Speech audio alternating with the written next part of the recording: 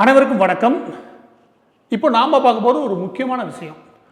உலகத்தில் மிகப்பெரிய 350 வருஷமாக இந்த உலகத்தில் அறிவியல் கண்டுபிடிப்புகளுக்கு பங்காற்ற இந்த ராயல் சொசைட்டி ஆஃப் லண்டன் இதனுடைய தலைவராக இருக்கக்கூடியவர் வெங்கடராமகிருஷ்ணன். இந்த வெங்கடராமகிருஷ்ணன்றவர் யாருன்னு கேட்டால் நம்ம கடலூரை சேர்ந்தவர்.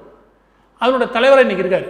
அதாவது உலகத்தில் இருக்கிற 80% அறிவியல் ஆய்வாளர்களை உருவாக்கின முக்கியமான கழகம் இது, முக்கியமான அமைப்பு இது. இந்த அமைப்புக்கு இன்றைக்கி தலைவராக இருக்கிறவர் நம்ம இந்தியா. சரியா? அதே மாதிரி உலகத்தில் இருக்கிற மிகப்பெரிய கார்ப்பரேட் நிறுவனங்களில் கூகுள் முக்கியமானது. அந்த கூகுளுடைய தலைவராக, அதாவது சிஇஓவாக இருக்கக்கூடிய ஒரு நபர் நம்மளுடைய இந்தியன், அதாவது சுந்தர் பிச்சை, நம்ம ஊருக்காரு. சரியா?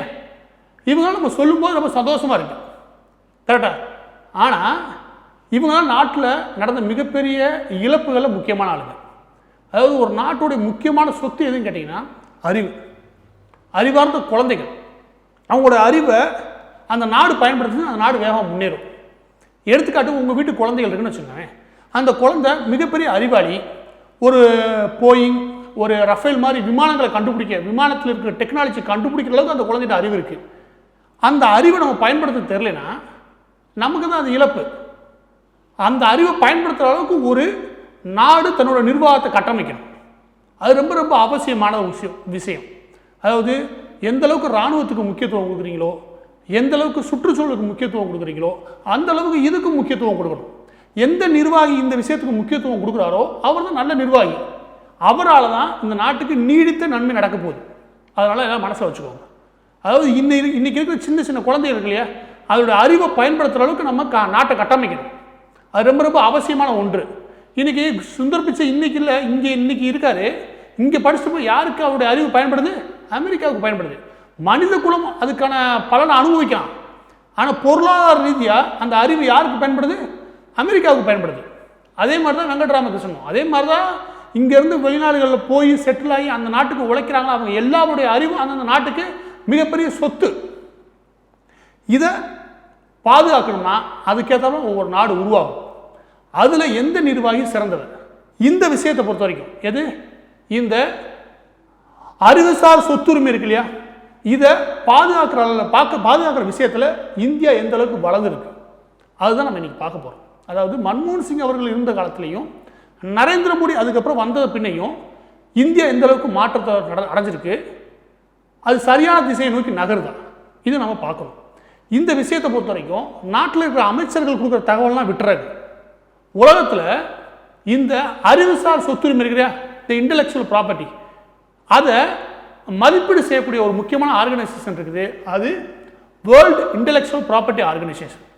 அது வருடம் குளோபல் இனோவேஷன் இண்டெக்ஸ்னு ஒரு அறிக்கையை வெளியிடுது.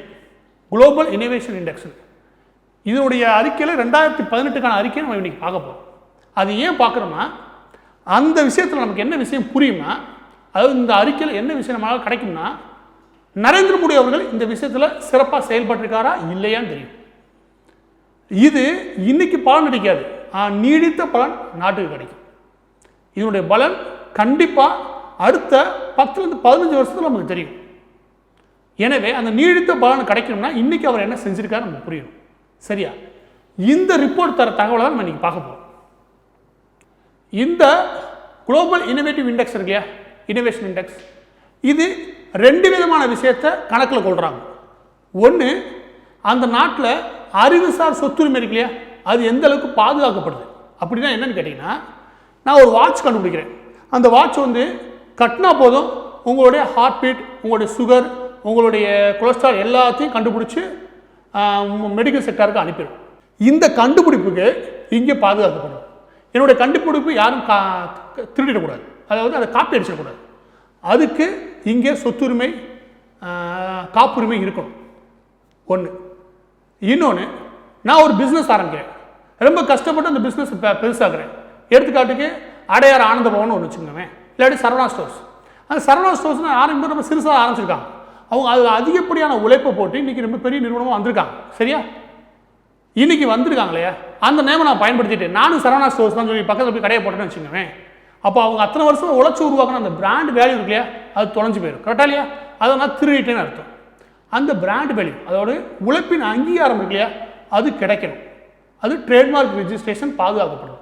அது எந்த அளவுக்கு இங்கே எளிமையாக்கப்பட்டிருக்கு, அதுக்கு சிக்கலான சட்டங்கள் எப்படி ஒழிக்கப்பட்டிருக்கு, அது ரொம்ப முக்கியம்.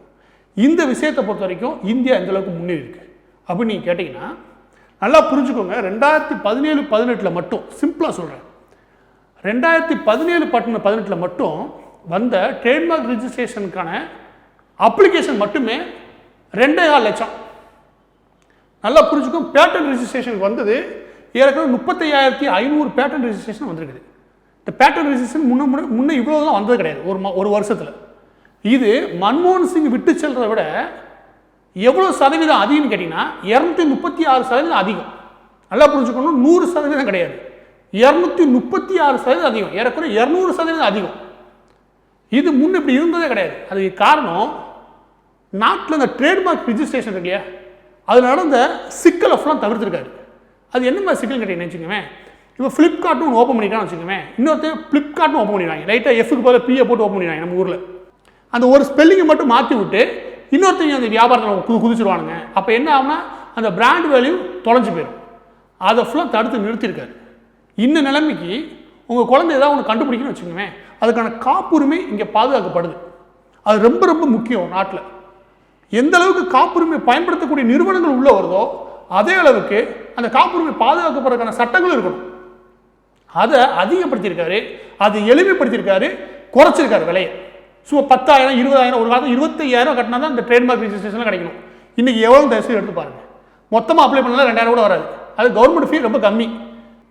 அந்த விதத்தில் சட்டத்தை எளிமையாக்கி ஒட்டுமொத்த நிர்வாகத்தை மாற்றி அமைச்சிருக்காரு. ஒன்று.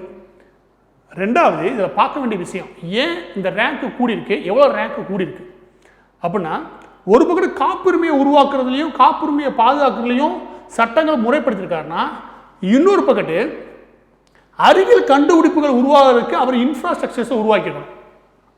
அதாவது இந்த ரேங்க் எதை வச்சு கொடுக்குறான்னு சொல்கிறேன், இன்ஃப்ராஸ்ட்ரக்சர்ஸை உருவாக்கிடணும். அறிவியல் கண்டுபிடிப்பு நடத்தக்கூடிய நிறுவனங்களுடைய காப்புரிமை இருக்கு இல்லையா, அந்த நிறுவனங்களுக்கு 100% இங்கே அனுமதி கொடுத்துருக்கணும்.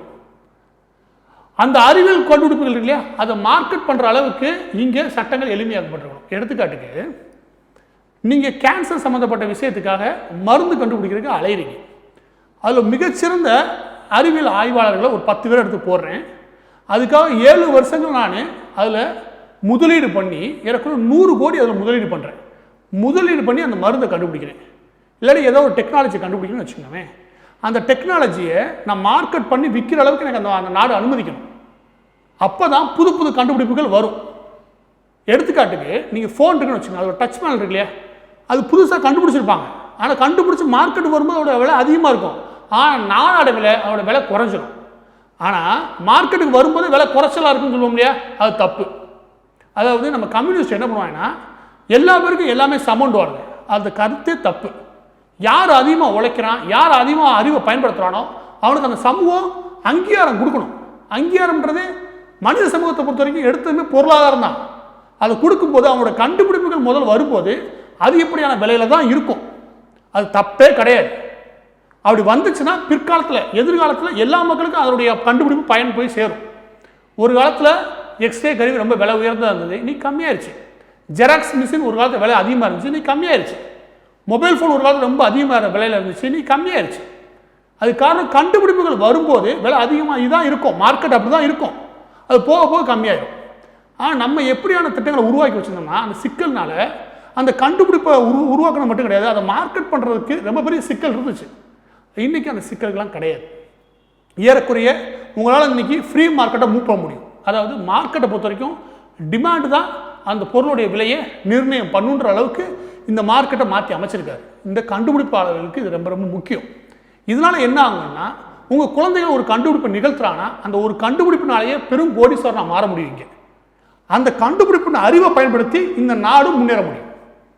அதுக்கு கட்டமைப்புகளை மட்டும் உருவாக்கலை, அதுக்கு அனைத்து விதமான சூழ்நிலையும் மாற்றி அமைச்சிருக்காரு. இது ரொம்ப சிக்கலான கால்குலேஷன். ஏறக்குறைய 1500க்கும் மேற்பட்ட புள்ளி விவரங்கள் இதுக்குள்ள வருது. இந்த விவரங்களை எடுத்து தான் வேர்ல்டு இன்டெலெக்சுவல் ப்ராப்பர்ட்டி ஆர்கனைசேஷன் இந்த அறிக்கையை வெளியிடுறாங்க. இந்த அறிக்கையுடைய இறுதியில் என்ன சொல்றாங்கன்னா, மன்மோகன் சிங் அவர்கள் விட்டு செல்லும்போது 76வது இடத்துல இருந்த இந்தியா, ஏற்கனவே 180 நாடுகள் பட்டியலில் 76வது இடத்துல இருந்த இந்தியா இன்னைக்கு நரேந்திர மோடி அவர்களுடைய கடந்த 4.5 வருஷத்தில், ஏன்னா இது 2018 அறிக்கை, ஏற்கனவே 4 வருஷத்தில் இந்தியா 57வது இடத்துக்கு நோக்கி நகர்ந்திருக்கு. அதாவது சரியா சொல்லணும்னா 20 இடங்கள் முன்னோக்கி நகர்ந்திருக்கு. இந்த 20 இடங்களை முன்னோக்கி நகர்த்துறதுக்கு அவர் எல்லா விதமான வேலையிலும் பார்க்கணும். அதாவது சட்ட வேலைகள் ஆரம்பித்து பொருளாதார கட்டமைப்பு வரைக்கும் எல்லாம் பார்த்தா தான் இந்த இடத்துல முன்னேறும். இந்த ரேங்க் பட்டியலில் முன்னேறது இருக்கு இல்லையா, இதை எடுத்து ஒரு விவாதம் நடத்துறதுக்கு இங்கே இருக்கிற டிவி எதுக்கும் துப்பு கிடையாது. ஏன்னா எந்த அறிவாளி டிவியில் உட்காந்துக்கேன் 24 அதிமுக வருமா திமுக வருமா, திமுக வருமா அதிக வருமா, ஆட்சி கலையுமா கலையாது, இதே விவாதமாக இருக்குது இவங்களுக்கு. எந்த ஆய்வும் இவங்க எந்த விதமான ஆய்வு அறிக்கைகளை எடுத்து இவங்க இது வரைக்கும் விவாதம் பண்ணதே கிடையாது. இந்த டிவி விவாதங்கள் 24 மணி நேரமும் இந்த மாதிரியே நடக்கிறதுனால நமக்கு இந்த அறிவு சார்ந்த செய்திகள் இருக்கு இல்லையா அதிகமாக வரது கிடையாது. உண்மையிலே சொல்கிறேன், நரேந்திர மோடி அவர்களுக்கு ஆட்சி காலத்தில் இந்த பேட்டன் ரிஜிஸ்ட்ரேஷன் ட்ரேட்மார்க் இருக்கு இல்லையா, இந்த விஷயமாகட்டும், இந்த எனர்ஜி இருக்கு இல்லையா, அந்த எனர்ஜி கண்டுபிடிக்கிறது, அந்த எனர்ஜியை பயன்படுத்துகிற விதம், அந்த எனர்ஜியை எந்த அளவுக்கு சிக்கனமாக பயன்படுத்துகிறோம், இந்த மாதிரி டெக்னாலஜி இருக்கு இல்லையா, அதெல்லாம் முன்னேறி இருக்கு. அதை முன்னேற்றத்துக்கான வழிமுறைகளை இங்கே உருவாக்கியிருக்காரு. அதனால தான் இந்த ரேங்க் பட்டியலில் நம்மளால் தொடர்ந்து முன்னேறி போக முடியுது. இது உண்மை. பதிவை முடிக்கிறதுக்கு முன்னாடி ஒரு முக்கியமான விஷயம், அது என்னன்னு கேட்டிங்கன்னா, குழந்தைகளோட அறிவு இருக்கு இல்லையா, இந்த ஒர்க்கிங் எபிலிட்டி, அதை தேர்வு மதிப்பெண்கள் குறிப்பிடுறது கிடையாது. அந்த தேர்வு மதிப்பெண்கள் 90 மார்க் 80 மார்க் வாங்குறது எல்லாமே எக்ஸாக்டாக அந்த குழந்தைகளுடைய அறிவுத்திறனை வெளிப்படுத்துகிற விதம் கிடையாது. என்னுடைய கடந்த கால ஆசிரியர் பணியில் நான் பார்த்த மிகச்சிறந்த மாணவர்கள் ஒரு முக்கியமான மாணவன், அவனுக்கு 22 அரியர். ஆனால் நான் பார்த்த ஒரு சில நல்ல புத்திசாலியான மாணவர்கள் அவனும் ஒருத்தன், பேர் சொல்ல விரும்பல, ஆனால் 22 அரியர். அவன் இன்னைக்கு நல்ல கம்பெனியில் இருக்கான். எனவே அறிவுக்கும் அந்த தேர்வு மதிப்பெண்ணுக்கும் எந்த சம்மந்தம் கிடையாது. இந்த அறிவுசார் சிந்தனையை பற்றியான நிர்வாகத்திறனை பற்றி பேசுகிற இந்த இடத்துல இதையும் சொல்லி ஆகணும். அதாவது குழந்தைகளுடைய அறிவுத்திறன்றது தேர்வு மதிப்பெண்களை நம்பி கிடையாது. அதனால் தேர்வு மதிப்பெண்ணை வச்சு உங்களோட குழந்தைகளுடைய அறிவை மதிப்பிடும் அந்த கெட்ட பழக்கத்தை விட்டுருங்க எல்லாரும். நான் சொன்ன அந்த தகவலை தயவுசெய்து மேற்கொண்டு பார்க்கணுன்னா குளோபல் இனோவேஷன் இண்டெக்ஸ் இருக்கு இல்லையா, அந்த அறிக்கையை தயவுசெய்து தேடி படிங்க. அது உங்களுக்கு ஒரு உண்மையை சொல்லும். அது இந்த நாட்டோட மிகச்சிறந்த நிர்வாகி நரேந்திர மோடி அவர்கள் தான். நன்றி.